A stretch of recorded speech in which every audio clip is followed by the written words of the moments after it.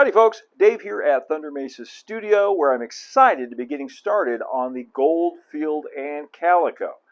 This is the new On30 project which I announced a couple of weeks ago, and it's basically a spin-off from the Thunder Mesa layout. I'm taking the original Calico Mountain section and then adding on to it, building a whole new section to create a freestanding layout that exists sort of in the same model railroading universe and also just across the aisle. And the first thing I need to do is build a whole new section of benchwork to connect to Calico Mountain. It's going to be about 4 by 5 feet approximately and be right where I'm standing right now. This is where the town of Calico is going to be. And the first thing I need to do is make a sturdy stand for it. I'm very happy with the stand I already built for the Calico Mountain section. So I'm going to take some measurements off of this and then build another one exactly like it. The stand is basically made up of 2 sets of trestle legs that are then tied together with these L girders at the top and the bottom. And the bottom ones have some 3-inch casters on here so I can move the whole thing around. The overall height of the stand is about 44.5 inches. With all of the measurements done, I made a simple scale drawing on some blue line grid paper with 1/8 of an inch equaling 1 inch. The first thing was to build the trestle leg assemblies. The 2x2 legs are 40 inches long and tied together with a simple 1x3 at the top. This will align with the L girders when it comes time to add those. The bottom of the legs were joined together by a 1x2, and everything is held together with some 1¼ inch drywall screws. Then it was time to add the 1x2 cross braces. These are about 44 inches long. Note that I pre-drilled all of the holes to prevent splitting and countersunk the screw heads.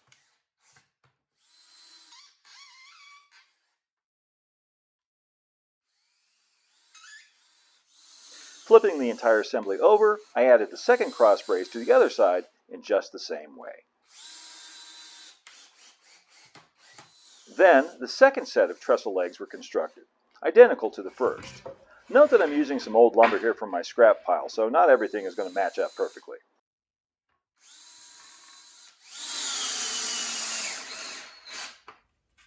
Eventually, everything will be painted or hidden below the layout skirting, so it really doesn't matter if it isn't all that pretty. With the trestle legs complete, I started on the L girders. I would need 4 of these altogether, 2 for the top and 2 for the bottom. Each L girder is 48 inches long and consists of a 1x3 rail with a 1x2 attached at the top to form the L. This makes for a very strong and sturdy assembly that I've used with success on many projects. Assembling the L girders is very straightforward. I applied wood glue to the top edge of the 1x3 rail and then securely affixed the 1x2 to the top with screws, with a single screw placed about every 12 inches.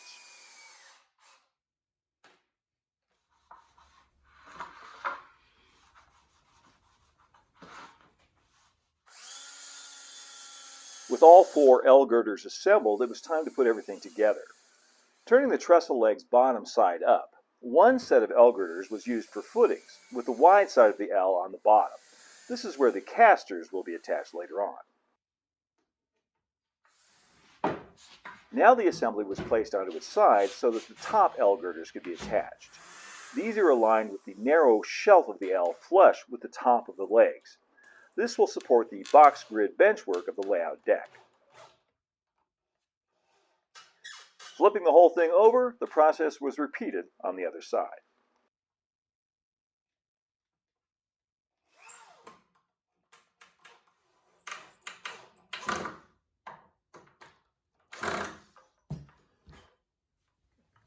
Next, I marked and drilled the holes for the 3-inch swiveling casters.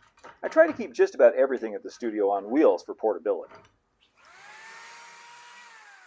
I used a 1/4 inch bit to match the 1/4 inch bolts, nuts, and washers I would use to hold the casters in place.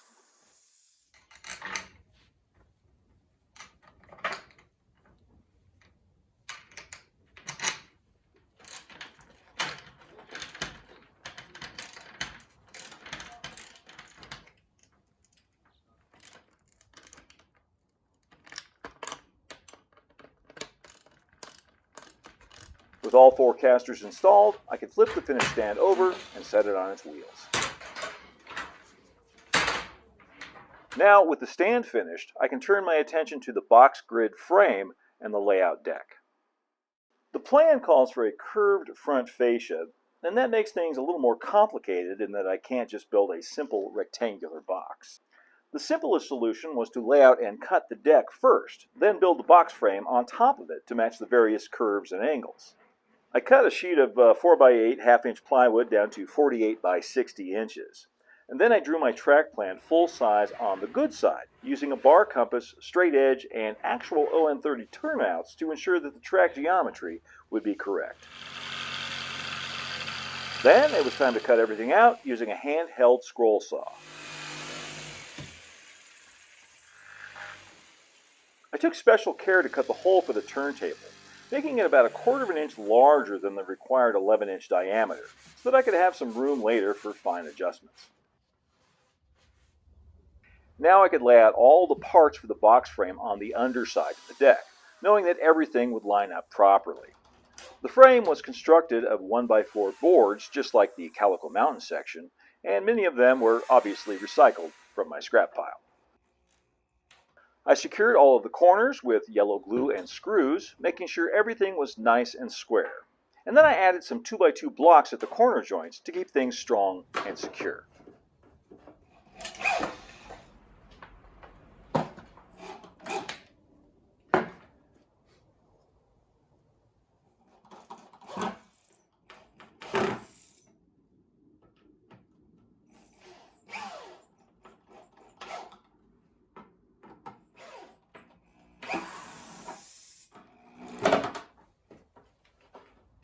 As you can see, some creative engineering was required to match the frame to the layout's front profile, and I used a 45-degree angled brace for support below the larger curved section.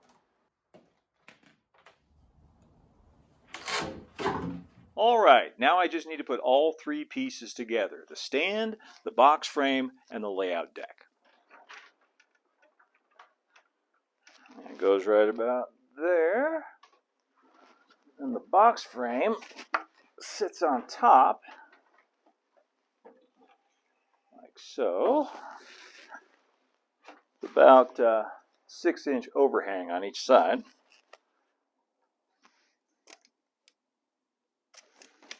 And now the box frame gets attached to the stand with a few strategically placed screws.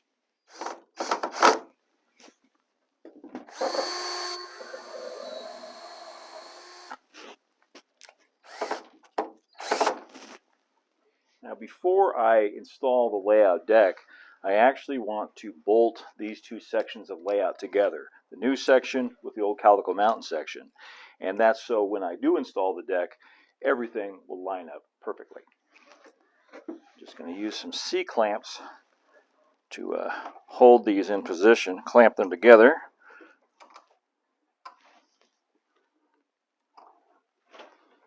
Now I'll drill some 1/4-inch holes through here for the 1/4-inch bolts with thumb screws.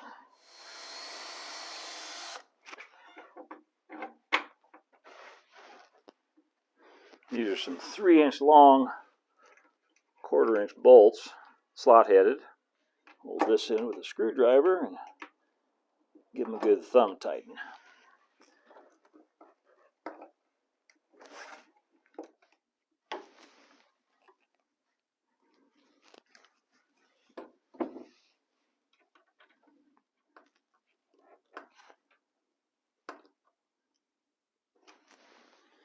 Alright.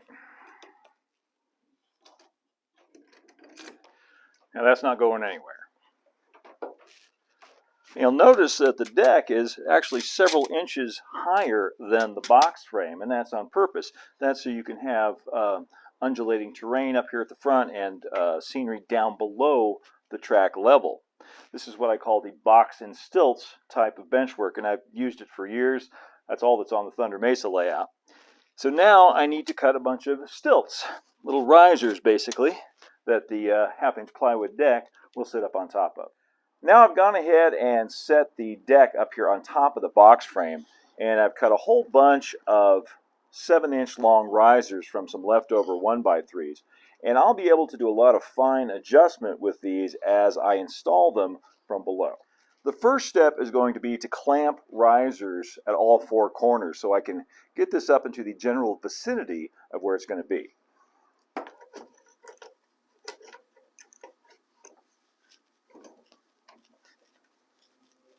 I'm not doing any fine adjustments yet. I'm just trying to get this elevated into the approximate position, and then I can go around and tweak each one of these to get it just right.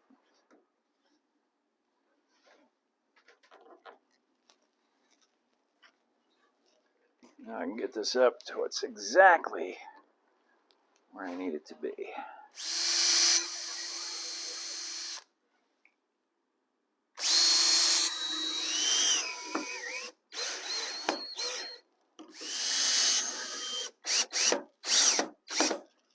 Now I want to countersink these holes on the top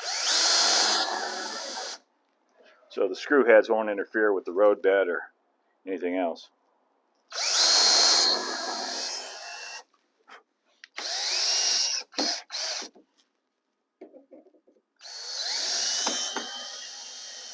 What I want is when I line a piece of cork roadbed up here, it lines up perfectly with the one on this section with no gaps or step downs or anything like that.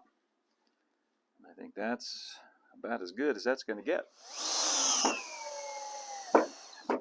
Now that I've got this side perfectly aligned, or as perfect as I can get it, I'm going to use my level to make sure the rest of this is nice and flat and we don't have any hidden grades sneaking in here where we don't want them. And that brings up a good point that you should probably never just assume that a sheet of plywood like this is square and flat. Always check for yourself. This one definitely has a few undulations in it that I'm having to flatten out as I attach it to the risers.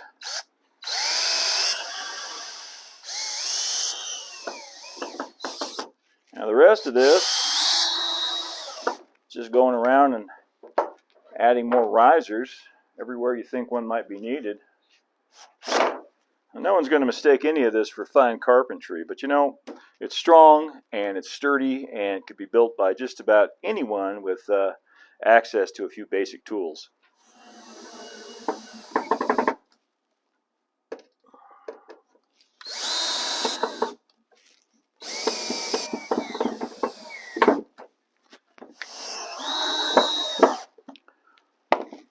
And those are the last two screws. I think I ended up putting in 17 or 18 risers. I don't know, I lost count. I do know it's plenty sturdy.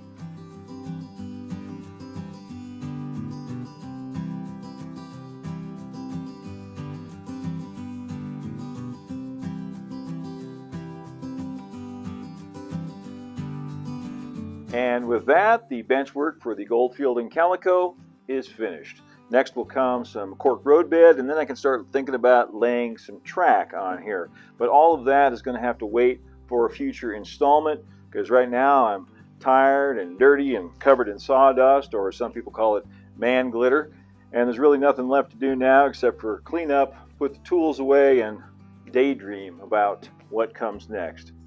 I want to thank you all so much for watching today. I hope you enjoyed the video. If you did, like, subscribe, share, hit that notification bell so you'll see more coming from Thunder Mesa Studio.